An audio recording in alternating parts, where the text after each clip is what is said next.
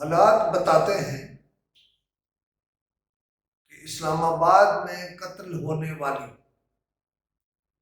13 साल बच्ची पहले किसी की हिवस का निशाना बनी और फिर कत्ल हुई।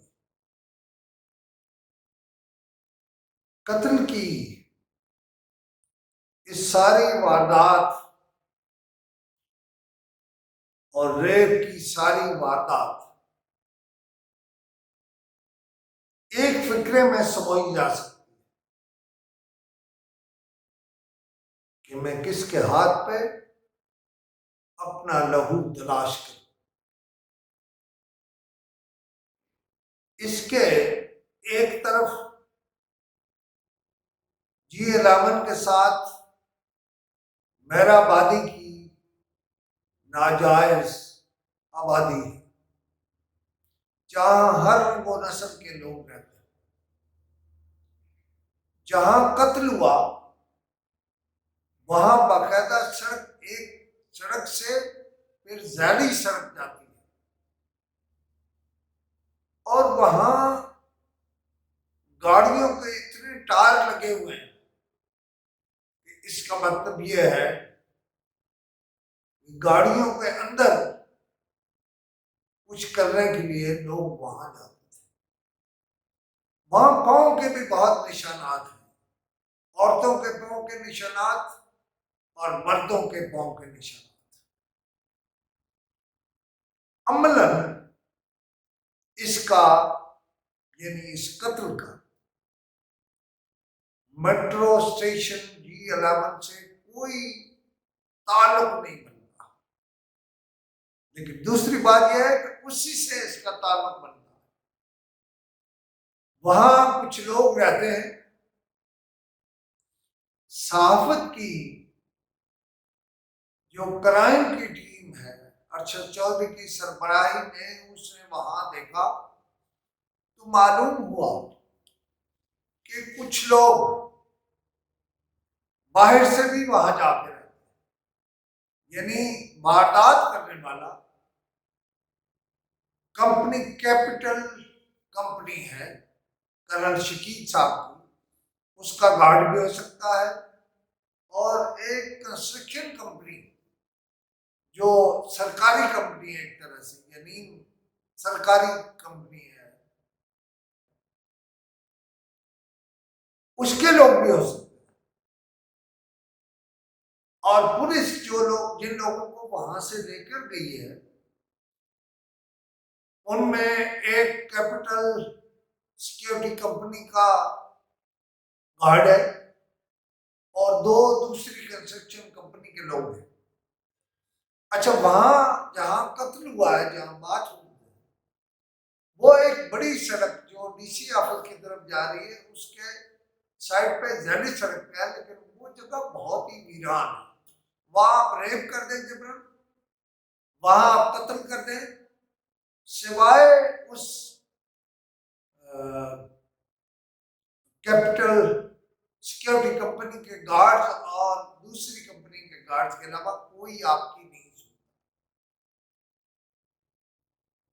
आपके साथ जो भी हो जाए, ऐसा क्यों है, इसका कौन जिम्मेदार है? इसका जिम्मेदार बहरहाल किसी को तो होना है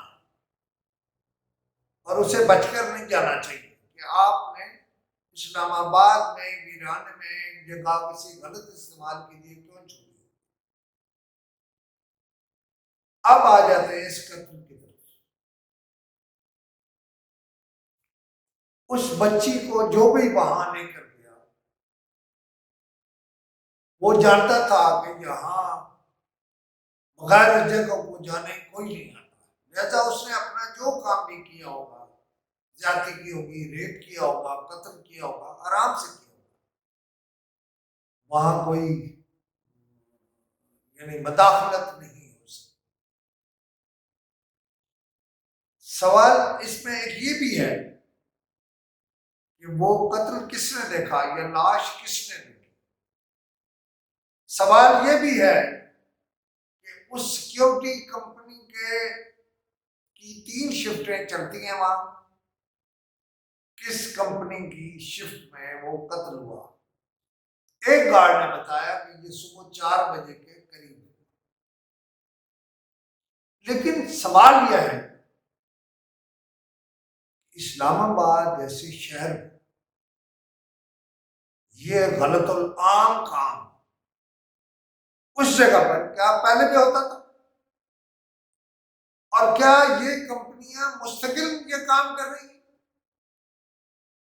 क्या इनके गार्डों के पेइंग गेस्ट भी वहां ठहरते हैं? और दूसरा, आज कत्ल हुआ है वहां कल, तो वहां से निशानात मिटाए जा रहे हैं। कंस्ट्रक्शन कंपनी अपनी चीजें लेकर जा रही थी। लिहाजा सबसे पहली तहकीक, मैं कोई इस पर पहली वीडियो नहीं दे रहा हूं, मैं इस पर साथ साथ कई वीडियो दूंगा। मसलन SHO अख्तर जमान कहते हैं कि हमने बहुत सारी चीजों का जायजा लेना शुरू कर दिया है,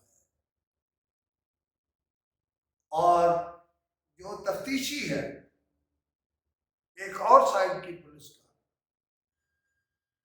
उसका कहना यह है कि अभी तो किसी ने उस बच्ची की लाश को शनाख्त ही नहीं किया। फिर एक और सवाल है,